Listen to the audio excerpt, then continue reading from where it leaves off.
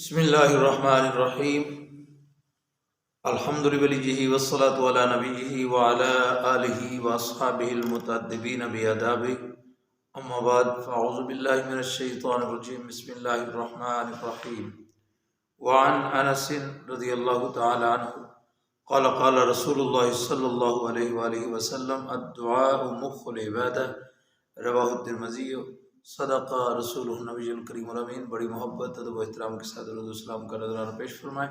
الصلاۃ والسلام علیک یا سیدی یا رسول اللہ وعلی آلک و اصحابک یا سیدی یا حبیب اللہ۔ عزیزان گرامی قدر، آج جس ٹاپک پہ جس عنوان پہ میں بات کرنا چاہتا ہوں وہ ہے دعا۔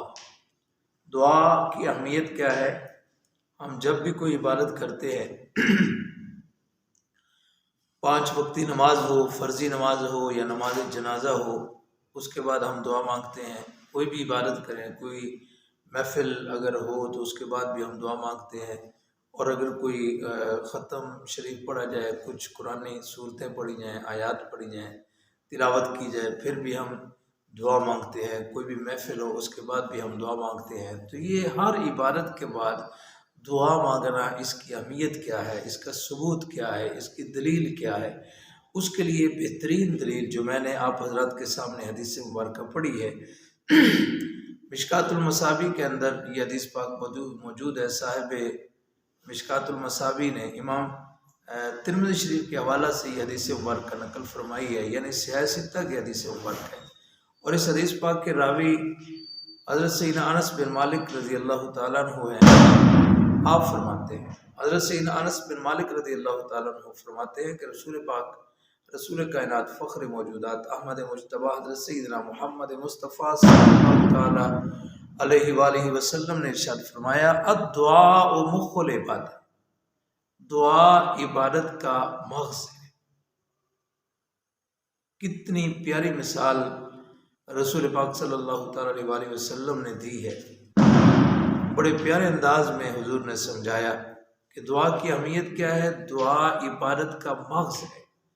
ایسے سمجھو کہ باقی ساری عبادت جو ہے وہ مغز کے بغیر ہے۔ مغز کیا چیز ہے؟ دعا ہے۔ تو جس طرح کوئی بھی چیز مغز کے بغیر اس کی قدر نہیں ہوتی، اسی بات پہ مفسرین کرام نے بحث جو فرمائی ہے، خاص طور پہ سرمایہ اہل سنت، مصنف کتب کثیرہ، مفسر قرآن والحدیث حضرت علامہ مولانا مفتی احمد یرخا نعیمی نور اللہ مرقدہ ورحمۃ اللہ تعالی علیہ، آپ نے جو اس حدیث پاک کے تحت گفتگو فرمائی، آپ فرماتے ہیں کہ کوئی جس طرح ہڈی ہے، ہڈی کے اندر اگر مغز نہ ہو تو مغز کے بغیر ہڈی کی کوئی قدر نہیں۔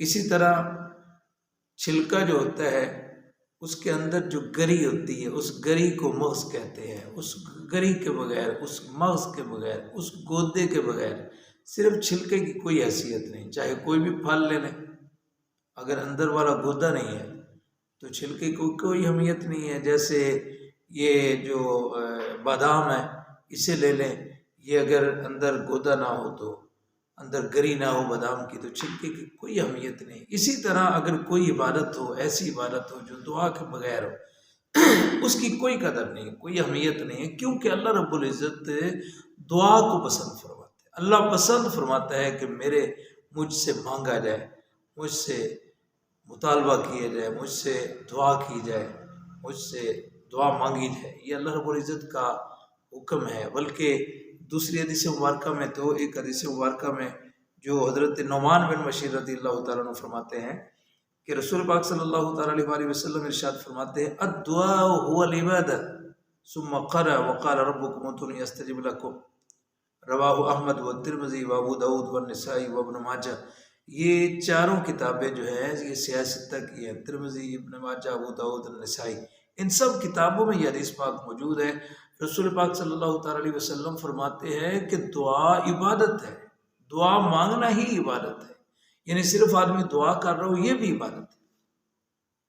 عبادت کیسے ہے؟ اس کے ساتھ پھر مفسرین کرام نے جو بات فرمائی، عبادت کیا ہوتی ہے، عبادت کس کو کہتے ہیں؟ مثلا عبادت، اس کو عبادت کہنے کی وجہ یہ ہے کہ جو آدمی دعا مانگ رہا ہے وہ دو چیزوں کا اظہار کر رہا ہے. ایک تو اپنی عاجزی کا، انتہائی اپنے آپ کو عاجز بنا رہا ہے، اپنی عاجزی کا اظہار کر رہا ہے، اور اللہ تبارک و تعالیٰ کی عظمت کا اقرار کر رہا ہے، اللہ کے انتہائی عظیم ہونے کا اظہار کر رہا ہے، اپنے آپ کے عاجز ہونے کا اظہار کر رہا ہے. جس طرح علامہ اقبال رحمۃ اللہ تعالیٰ علیہ نے ایک ربائی کے اندر فرمایا، تو غنی از ہر دو عالم من فقیر.